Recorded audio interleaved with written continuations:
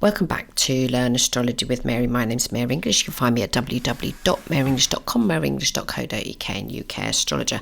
Hello. I don't know why I'm doing that. But anyway, hello, how are you? Bang, just dropped something on the floor. So today, I'm going to be talking about Sun in the 5th house. Oh, Mary, why just one house, one thing?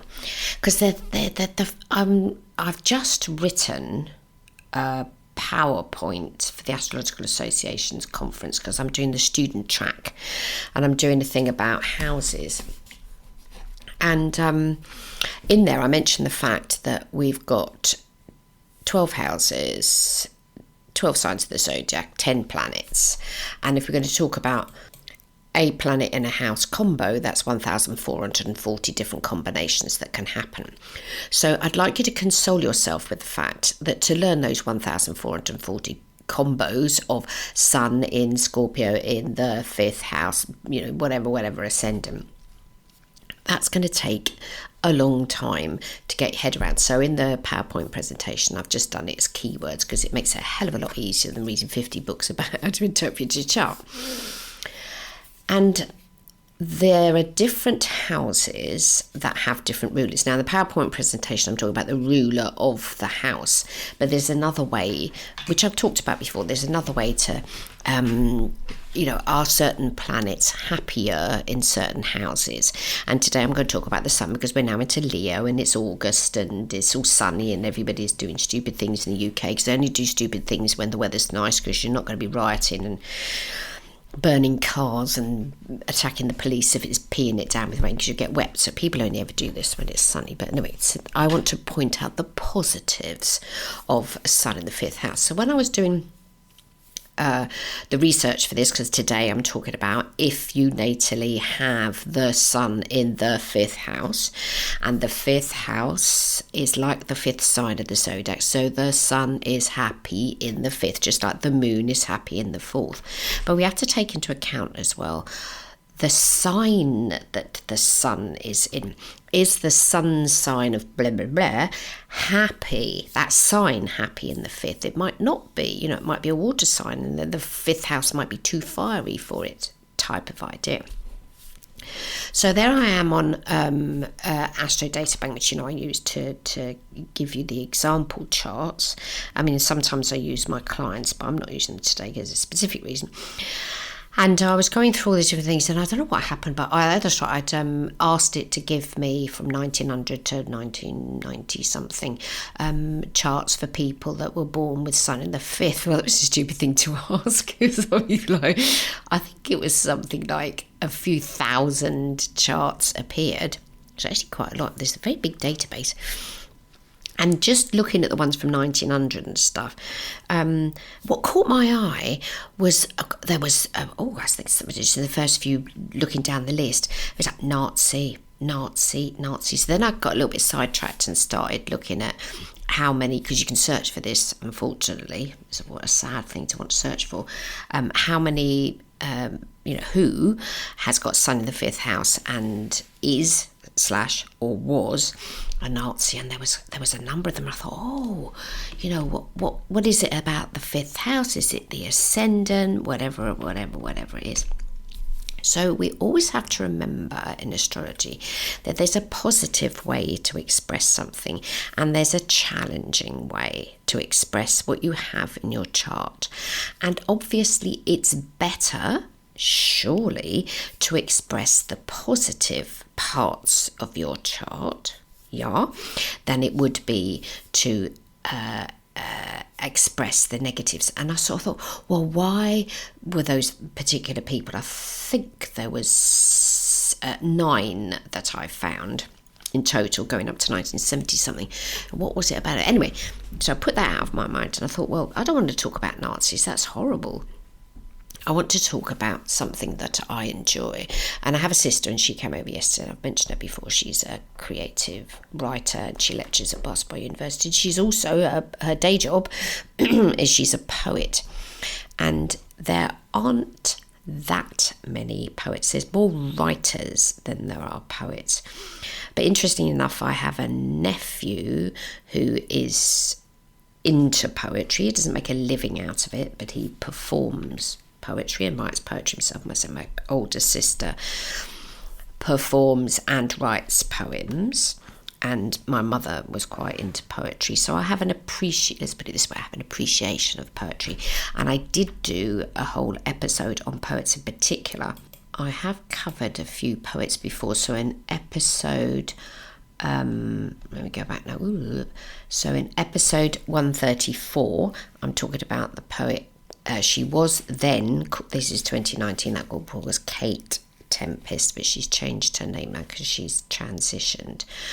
And then so that was episode 134, and then I covered it again. So this particularly specifically about poets. This is episode 159. And there I'm talking about Oscar Wilde and a few other famous people. I go back to Kate Tempest, who's now Kay Tempest, and that's in, because I've seen her live. I've seen them live. Absolutely fabulous. And that was episode 190. And then I covered zones of high intensity and people who are more likely to be into poetry. That's episode 322. And then recently in March this year I covered the poet Rumi himself. So it's not as if I haven't covered poetry before, but I don't do it a lot. But I just felt inspired today. I thought, well, the sun in the fifth, the sun is happier in the fifth doing those sorts of things, because I've got a sister, she was born sun in the fifth. She's a sun sign Aquarius with a Libra ascendant, and she's very happy doing poetry. That's actually what she does for a living. And it's funny because one of the poets who I'm going to be talking about today, and their sun in the fifth house charts, the guy we're going to be covering called Leo. I thought it was funny because he's not a Leo, but he's got sun in the fifth. He met somebody, so at the end of the film, I'm going to give you the link to it.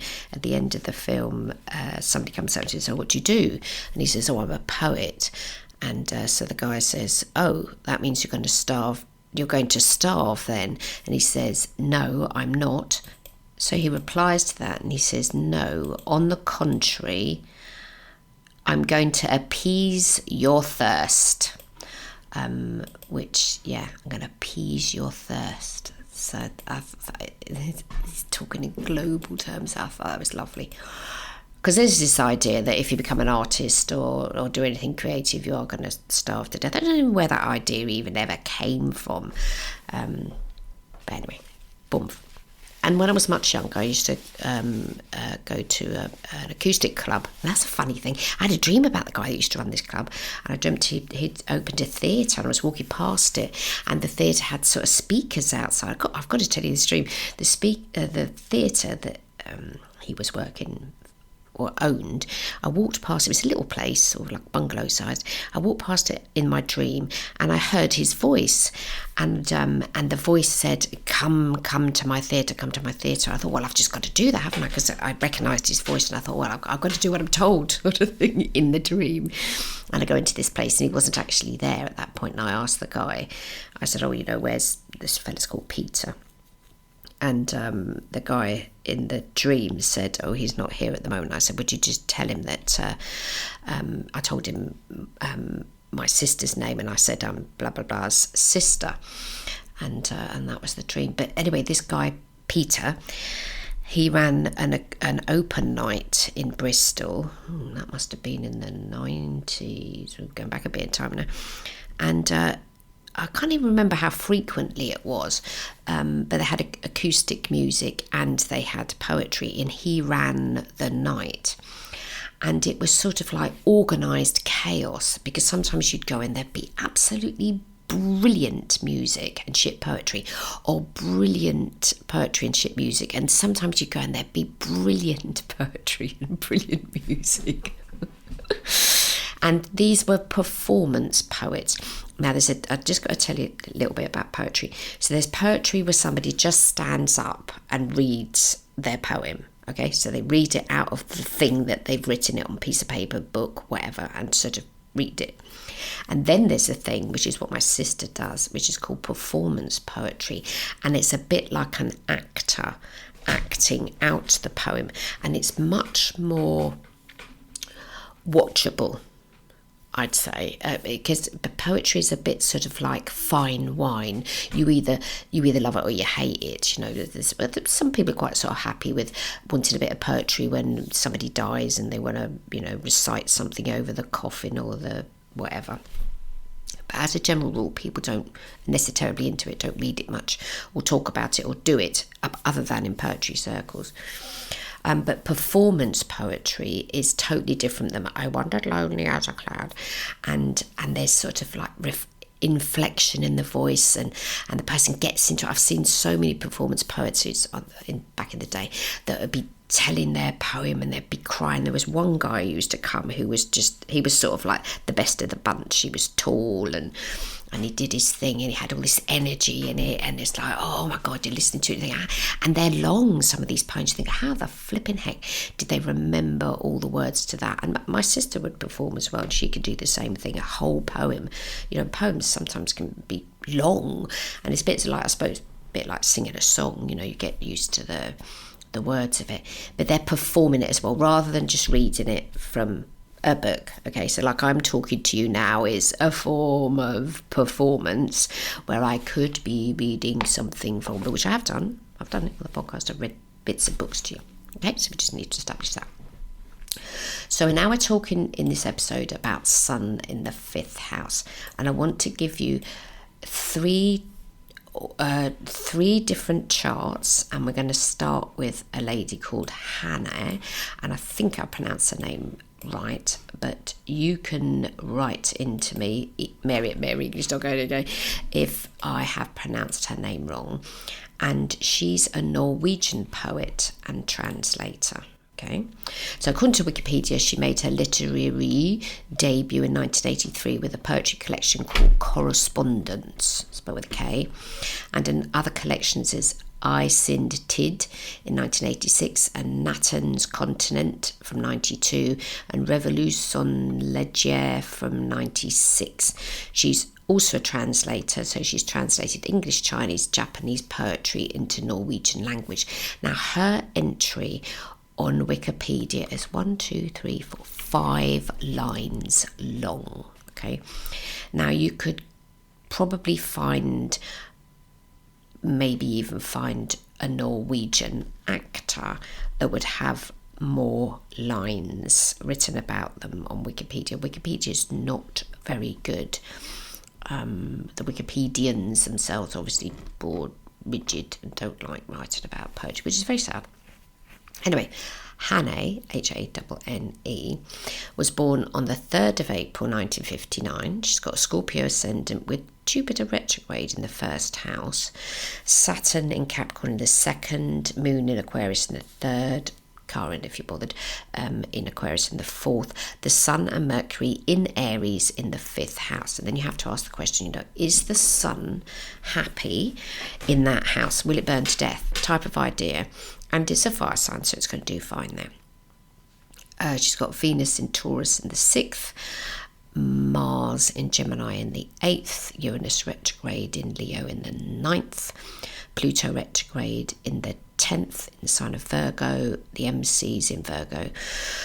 The North Node is in Libra in the 11th, and Neptune retrograde in Scorpio in the 12th. And I looked at that and I thought, that's somebody that can trust their dreams, and can be very imaginative, which is definitely what you need to have, an imagination to be able to write flipping poetry. Because my sister came over yesterday, my other sister came over, and we had a little family gathering with my son and partners and things, and the discussion got round to AI, and my sister was making the quite valid point that AI cannot be creative unless it's nicked some creativity off someone else, but it cannot have ideas like humans can. And I thought, yeah, actually that's true.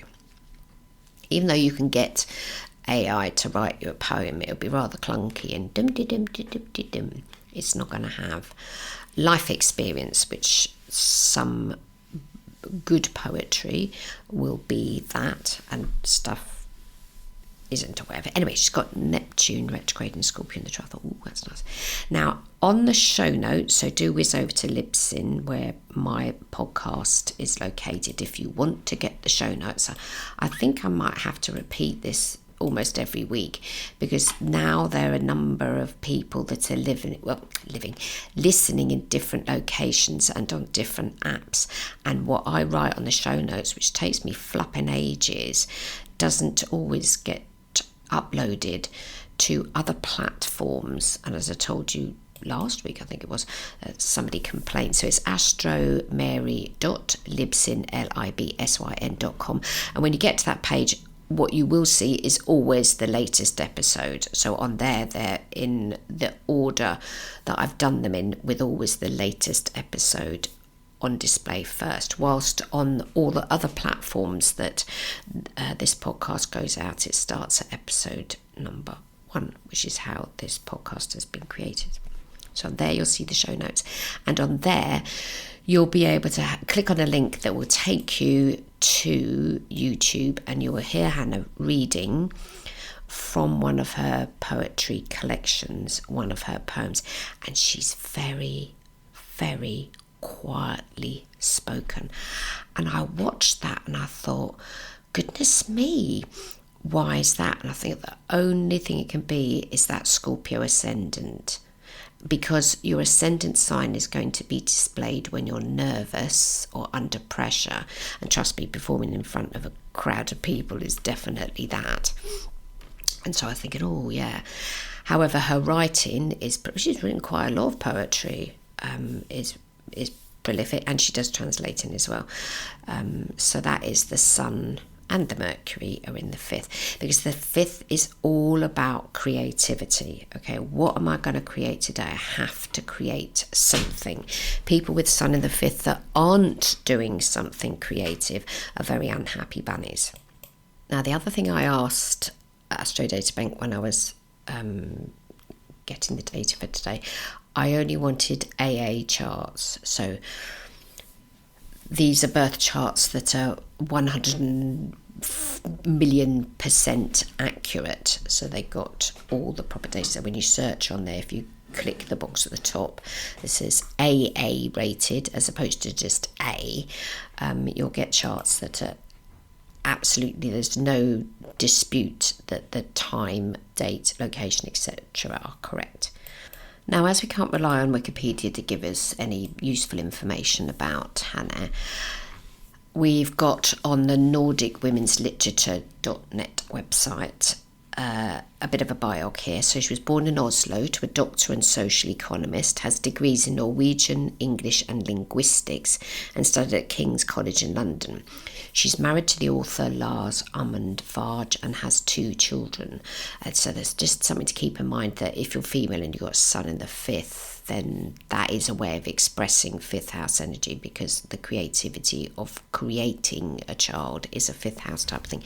But as I've probably said before, and I'll say it again, just because you don't have planets in the 5th doesn't mean to say you won't have kids, and equally just because you do have planets in the 5th again doesn't equal that you will have children. It's not a given, because obviously every child can be either male or female. So they're saying that she published her debut collection of poems herself in 1979. The first of her works to be published by Norsk Glindandal was Correspondence, which I mentioned, at 1983, and subsequently I Sind Tid in 86, and Nathan's Continent in 92, and Revolution L'Elgier in 96. Her writing is a conversation and exchange with the strong modernist tradition in European poetry. Symbol and dialogue are the main elements in an aestheticism which constantly tests the limits of the subject matter and form. She's also published poems in England, translated works by blah blah blah blah blah, William Blake, and edited an essay collection on Sigurd Helseth's works. And then they put in the editorial team from 2011, then added, she's written poetry collections in 2002, 2006, one with a lovely title, if I knew how to pronounce it, Det Star Ulver in din Drum in 2008, and then another one in 2010. She's published poems for children and young people, a book for the youth, and called Lynette's Aries in 2003 and edited an anthology with poems written by prisoners. Hanne Bramness is editor and promoter of Stemmen's Continent, which is a series of books with international female poets from the 20th century, and there's a nice picky on there of her. The only other YouTube video that I found was somebody talking about her. Wasn't even about her reciting her poetry, so it took me a while to get one with her reciting her poetry herself. But I think that quiet voice, which I don't possess, is that, actually, come to think of it now, people I do know that have got Scorpio ascendants are generally quieter. Isn't that interesting? So when we're talking about a planet in a house, we still have to take into account the ascendant of the person and all the other stuff in their chart and their moon, and she's got moon in Aries, Aquarius in the 3rd, which is the house of communications. And if you're going to sort of buck against tradition, then think of Aquarius. So Aquarius doesn't want to follow the follower, but the ascendant is 23 degrees Scorpio, and Jupiter is in Sagittarius in that first house, 1 degree. I think it is Jupiter's 1 degree, yeah. But and it's retrograde, so it's in Saggy, natural, happy sign, house sign, ruling sign to Saggy, to Jupiter is Saggy. So Saggy is Jupiter, I'll get there in a minute, and it's retrograde, okay. The other thing that really annoys me about the internet is very based, a lot of it, because Google, which is what I use, is an American company, and quite a lot of the time, the results that turn up are all American and British, and you think, excuse me, there's loads of other countries in the world, let's include them, which is what I am doing today. So I say she was born in Oslo in Norway. So that's Hanne Bramness. Okay, next we have Violeta Barrientos, I think that's how I pronounce it, and she also is a poet. So let me just give you a bit of information about her. So her entry on Wikipedia is bigger. Yay! Some kind person has taken the time to write about, and it might be because she's born on the 2nd of October 1963. She's a Peruvian feminist poet and human rights and LGBTI activist. So there's a bit of activism going on there. That might be why she's got a bigger entry on Wikipedia, but who knows? It's very much luck what ends up on there. Now, they say in there, her collection of poems, In Ombra Cuerpo de Deseo, in the 80s, burst from homoerotic desire if the desired object, that in this case is sanctioned by social interdict. The book names the unnameable. And she wrote it with Doris Morin Masato, Jessica Morales, and Esther Canestenda, a new alternative form of eroticism. Okay. So that was her first bit. And she said most female writers questioned talking about the masculine or feminine in poetry. After many years, the validity of her themes is being highlighted. Another of the themes, I put he addresses, but she was a she a minute ago. Okay.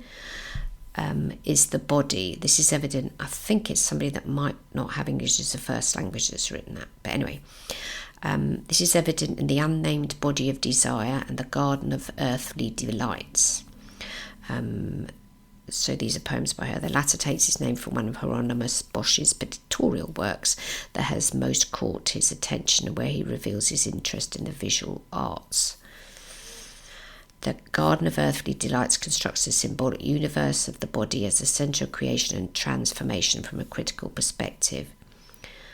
He is not pigeonholed into register or style. His poetic works generally show a tendency towards constant mutation expressed in the conciseness of the poem, tragic, comic, or in the prosaic nature of things without a name.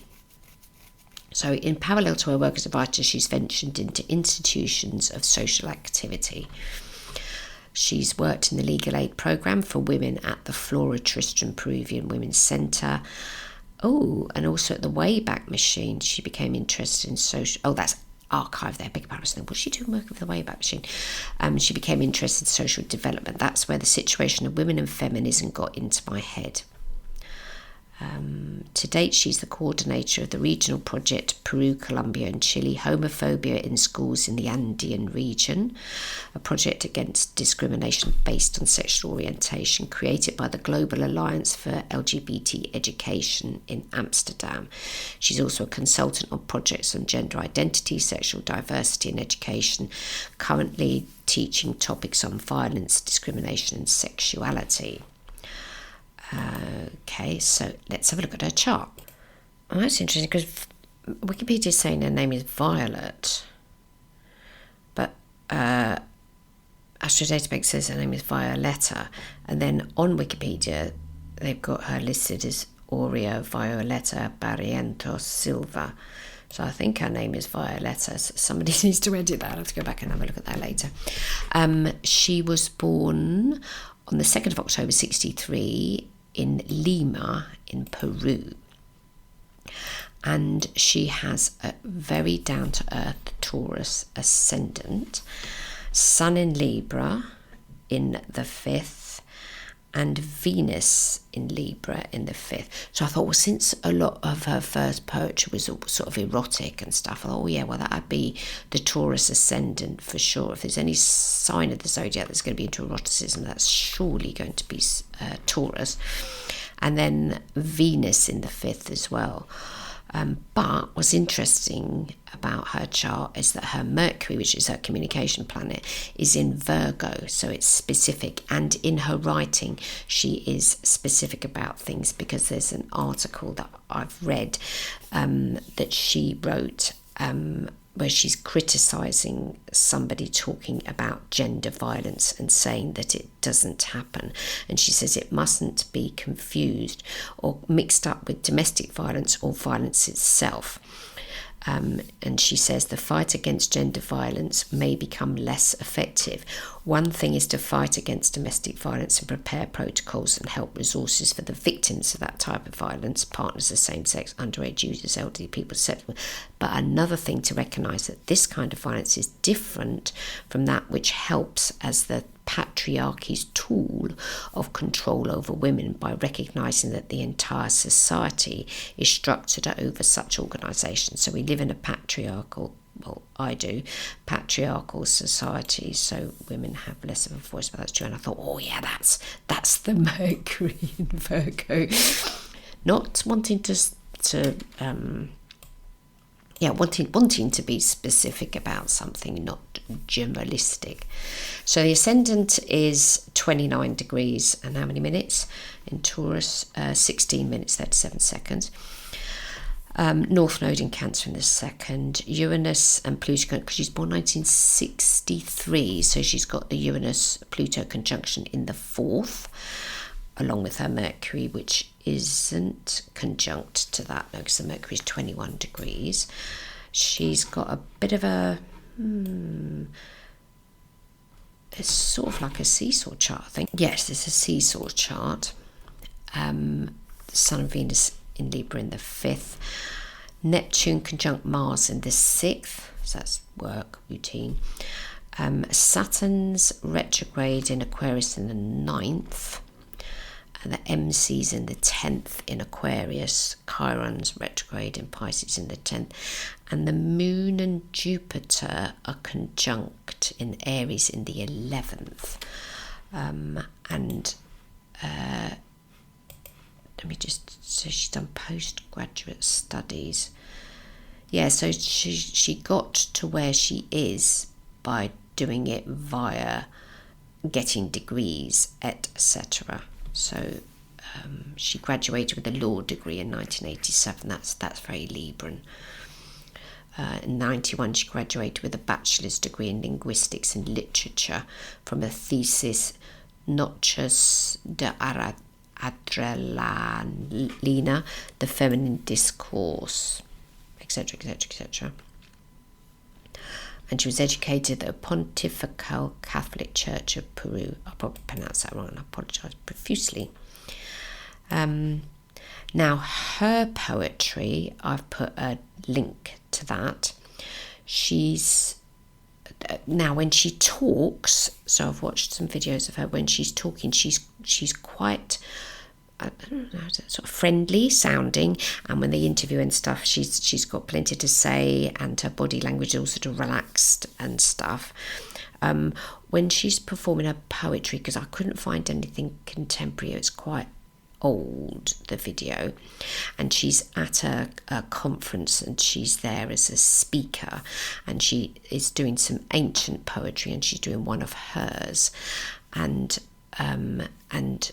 she's reading her poem. She's not performing her poem, but her method of delivery, well, I don't speak the language, so I don't know how it sounds, but to me it sounded quite sort of rhythmic. It was quite a nice thing, la la la la la, to listen to, because I don't know, maybe it's because I've got an ear for music, that I like when people are performing poetry. I like to be able to like their voices. I don't know, what it must be like to listen to a podcast that you don't like the voice of. It must be a nightmare. Maybe people don't listen to voices they don't like. But I think when it comes to poetry, performance poetry I'm talking about now, it's much nicer. It's easier on the ear if the voice that the person has is and she has a nice warm voice. So is the sun happy in Fifth? Well, it's an air sign. It's surely going to create more fire being in the Fifth. We're only using imagery here now, yeah. The legal thing that she's done, that's definitely Libra, legal and Libra, those two. It's the scales of justice, if you remember the symbol for Libra. I am not saying that every Libra needs to study law. Kamala did. I talked about her last week. But it isn't a given. You don't have to do it. And the other thing was, I was doing the exploring today on Astro Databank. You could have this image in your mind about, everybody with sun in the 5th house does this. There's plenty of people that got sun in the 5th house that don't do what you think they might be doing, and they aren't all on stage, and they aren't all wanting to have the attention all around them all the time. What's important to recognise, and when you're coaching somebody with the 5th house, is where does your creativity lie? You might not do it for a living. These people I'm giving you examples of today do it for a living. They do other stuff as well, but they predominantly are recognised for that, and making inverted commas living out of, or whatever you define as a living as being. And they would identify themselves as that. They'd call themselves poets, I think, before anything else. And poetry is a creative thing. Okay, you cannot. Can you be an AI poet? I don't think you can. You can write words that seem to be poetry using AI, but they'll just be scraped off someone else's creativity. Anyway, don't get me started. So I think her sun is happy in the 5th there.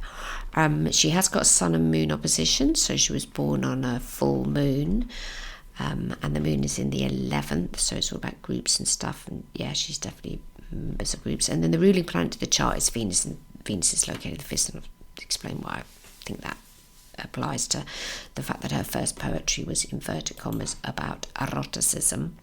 So thinking about those 1,440 combos that you can have of planets and signs in houses, be very aware not to make sweeping generalisations because someone's got something there.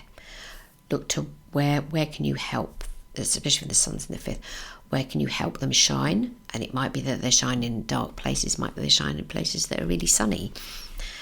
But their creativity is important. Now, when I have clients that have that, I tend to recommend Julia Cameron's lovely book, The Artist's Way, which I've mentioned zillions times. I'm not putting links on it because The Artist's Way. Read that if you have even an inkling of creativity that you want to expand with. Okay, so for our last chart today is a chap called Leo Zelada. He was born on the 6th of January 1970 in Jesus Maria in Peru.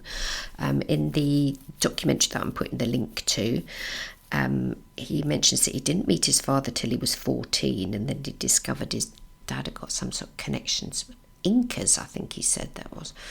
That discovering his father. Now, don't forget, the sun is all about the father, and the moon is all about the mother. So it'd be interesting to look at the transits for that. We haven't got time for that today. But if you're looking at a male chart, which we are now, because those two previous charts were female, and you've got the sun in the 5th, then that person's, you then need to look at the aspects that the sun makes. So he's got sun conjunct Venus, and it's sextile to Mars, and it's also sextile to his north node. So when that happy thing happened and he did meet his dad and he found out a bit more about his heritage and his roots, I think that for him would have been an important thing. Anyway, we have Virgo ascendant.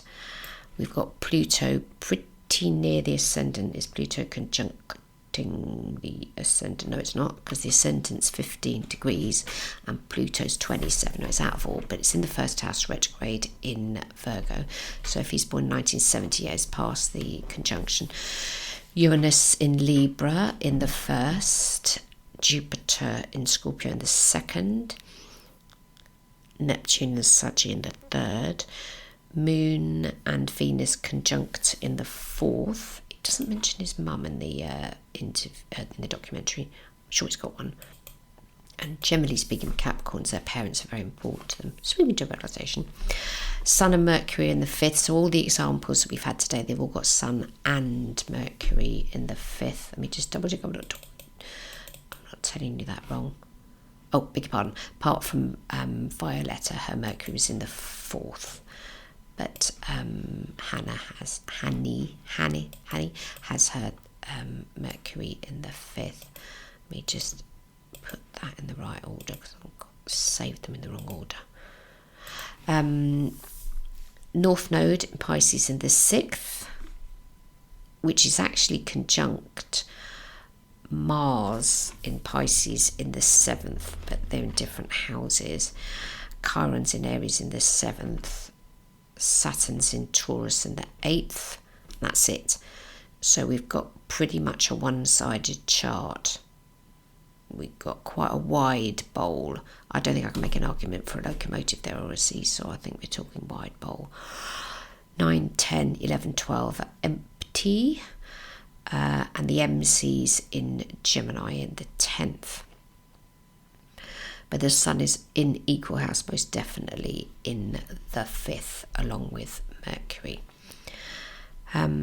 Now, because he's got Sun, Moon, Mercury, Venus, all in Capricorn, and he's born in 1970, don't forget that Pluto started transiting through the sign of Capricorn in 2008. So that would make him, at that point in time, 38 years old. So I would expect that assisted or whatever his career in some way.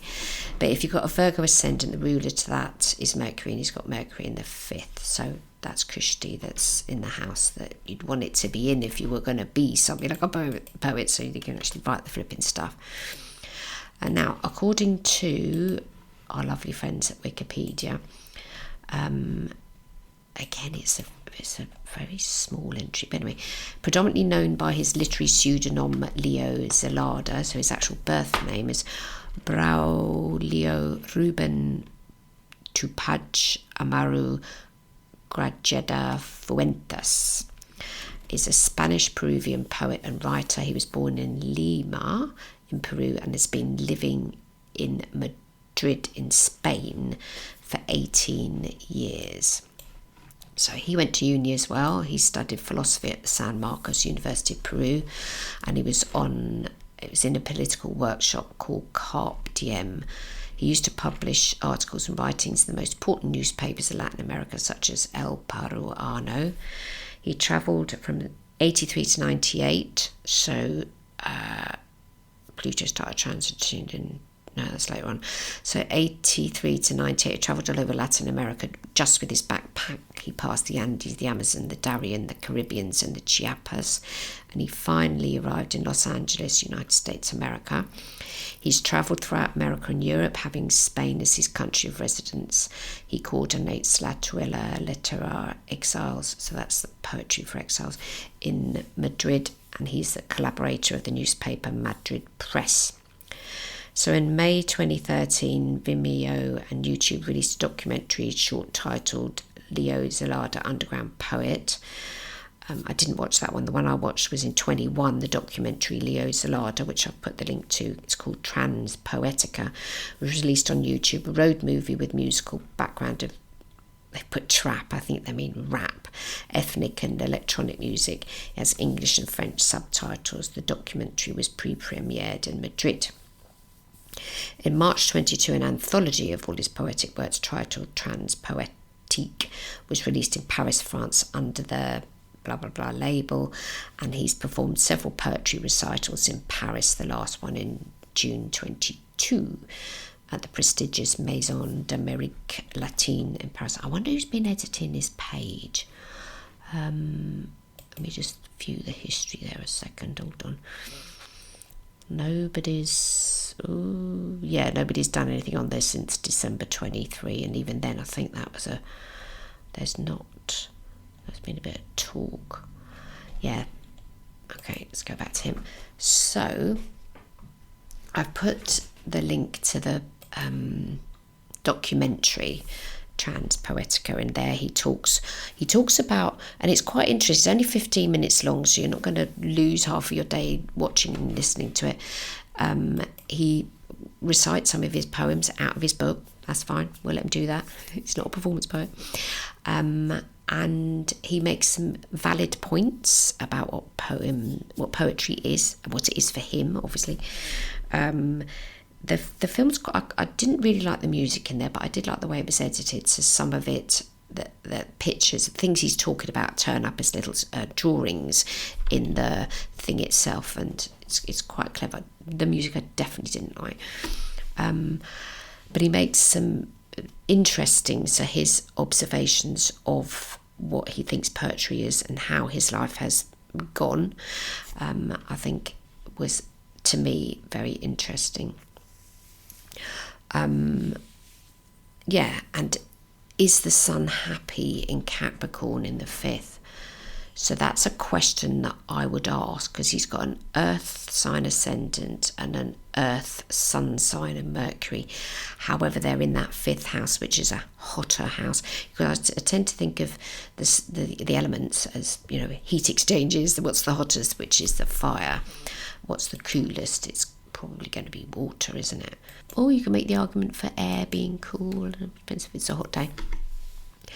And sometimes with Capricorn, they come into their space in the world later in life. He said that he started writing very early, so he was young when he wrote. So he's our third example today. I'm still sort of in my mind thinking, is the sun happy? The sun is happy in the 5th, but we're modifying it by making it Capricorn. Is he more likely to write about poetry? Doesn't appear to be too much about suffering. No, he's not complaining about things. The poetry appears to be, trust me, I didn't listen to tons of it. Poetry appears to be upbeat, and the delivery of it, I don't know, because I can't speak the language, but again, the voice is a nice voice to be able to listen to. The thing that gets me though is when people just read the words of the poem. That's what your average person in the street doesn't like. Blah, blah, blah, blah, blah, blah, blah. I do think it helps poetry to have some inflection to it rather than just the flipping words. Yeah. So that's Leo Zelada. We've also been talking about Violeta Barrientos and Hanne Bramness. So we've got 3 different poets. They all have sun in the 5th. I could happily say that I'm sure all 3 of them would say that they were happy with their choice of career, however it was that it ended up. And the sun is expressing itself via poetry for all three of them, and none of them are complaining about being poets. Because that's the thing, you might be a poet and not have sun in a house that supports poetry. I don't know, is there a house that doesn't? One has to ask that question. Okay. So I hope you have a fab week, and I will be back next week. Do get in contact. It's mary@maryenglish.co.uk, and I'll see you next week, or even you'll hear me next week. Bye bye now.